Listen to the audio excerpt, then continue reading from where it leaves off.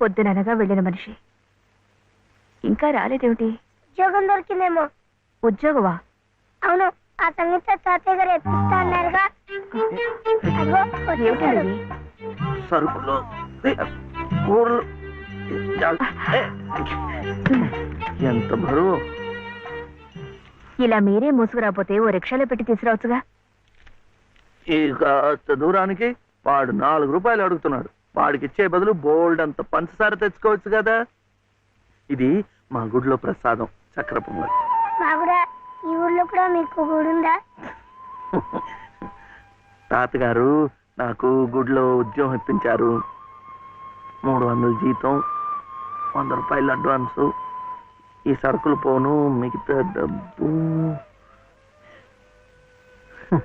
చెమట కదా తడిచిపోయింది. ఈ డ్రెస్